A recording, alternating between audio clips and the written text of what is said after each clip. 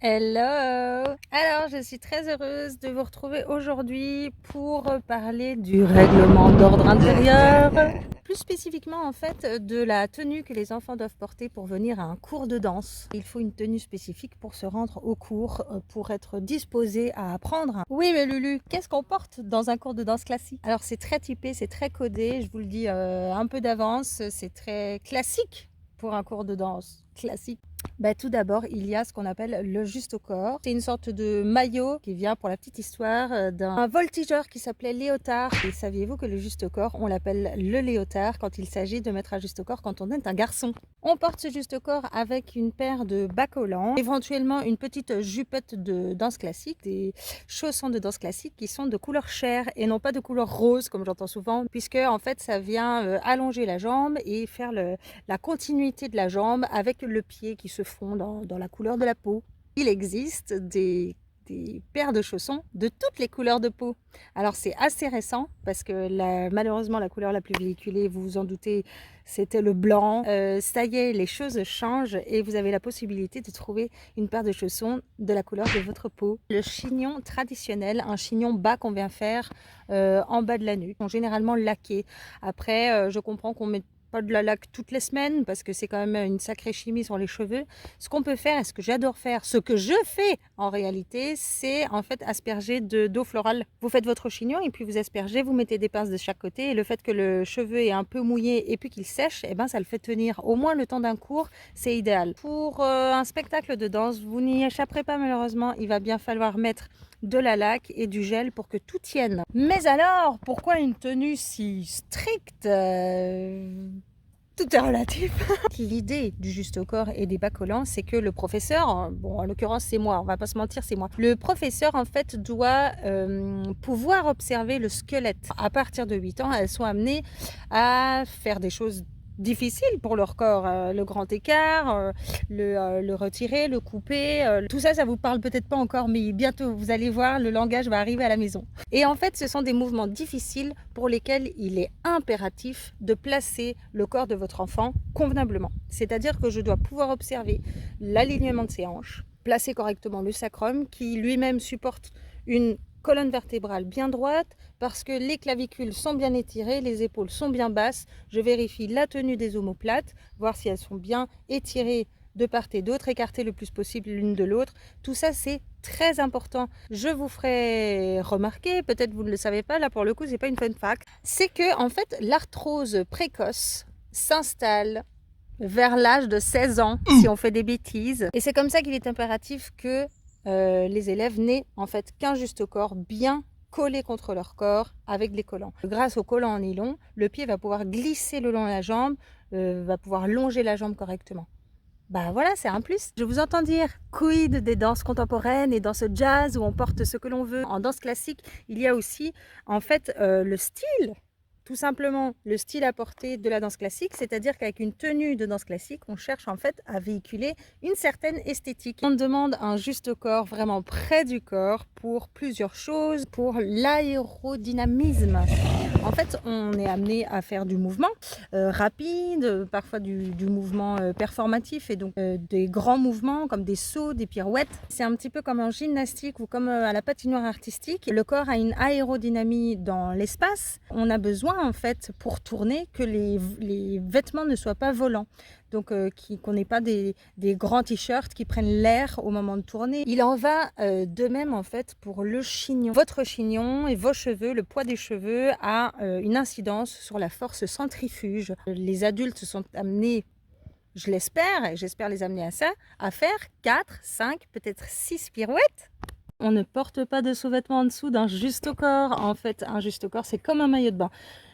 Je crois pas que vous portez... Vous ne portez pas de sous-vêtements en dessous de votre maillot de bain. Je crois que j'en suis sûre. C'est effectivement pour les paquets que ça peut former au niveau des hanches et à ce moment-là, je ne peux plus voir correctement les os des hanches. Ça a quand même une valeur esthétique parce que, en fait, la danse classique a misé sur ça et non sur ça. Mais alors, comment pallier au fait que ça gratte, donc c'est pas agréable, ou alors, ben en fait, il s'avère que j'ai une certaine poitrine et donc quand je danse, si j'ai pas quelque chose qui me soutient, ben c'est pas agréable, j'en conviens. Eh bien, pour ces personnes-là qui seraient dans un besoin spécifique, l'idée, c'est qu'il existe des sous-vêtements de couleur chair, des bretelles transparentes, il existe des culottes sans couture et il n'y a que ces sous-vêtements-là qu'on porterait en dessous d'un juste au corps. Donc l'idée, c'est que vous vous munissiez de ces sous-vêtements. C'est un investissement, mais il n'y a que comme ça que vous pouvez venir au cours de danse. Cette fameuse règle, pas de bijoux, ça s'explique quand même. Ce n'est pas juste pour briser des cœurs, promis. Eh bien, tout simplement que les élèves sont amenés parfois à danser deux par deux et donc à s'accrocher par les poignets. Et donc, si elles portent des bracelets, eh bien, elles risquent de s'accrocher. Quand on porte un collier en général, j'ai un mouvement qui fait au moins l'exemple que je dis. Le mouvement s'appelle le dauphin. Vous demanderez à vos enfants de quoi il en retourne. C'est une sorte d'ondulation qu'on fait avec d'abord la tête et puis le dos. Quand on a ce collier, avec une belle danseuse, on s'accroche le collier au menton. Alors je ne l'ai pas fait à fond, mais je compte sur vous pour la bonne fois. Parce qu'il en résulte, c'est que les enfants font le mouvement à moitié, car elles ont peur de s'accrocher.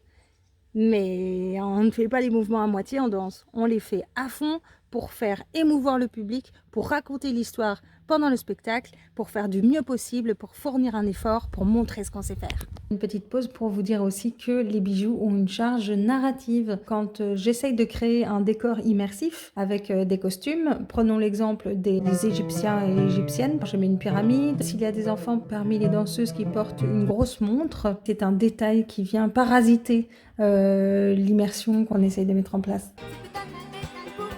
Mais alors, comment ça se fait que c'est plus libre en danse jazz? Eh bien, c'est que en fait, les danses que vous choisissez véhiculent des valeurs. Et l'idée de la danse classique, c'est qu'elle véhicule des valeurs, par exemple, de tradition, le fait que ce soit en fait transmis de génération en génération. Elle véhicule des valeurs de rigueur, de discipline. Aussi, si on va un petit peu plus loin, comme on l'observe à l'Opéra de Paris, ça véhicule des valeurs de hiérarchie, où en fait il y a des rôles bien précis. Cette hiérarchie est pyramidale. Ça véhicule des valeurs de conformité aussi, parce que toutes les élèves sont habillées de la même manière. En jazz, on est sur une toute autre forme.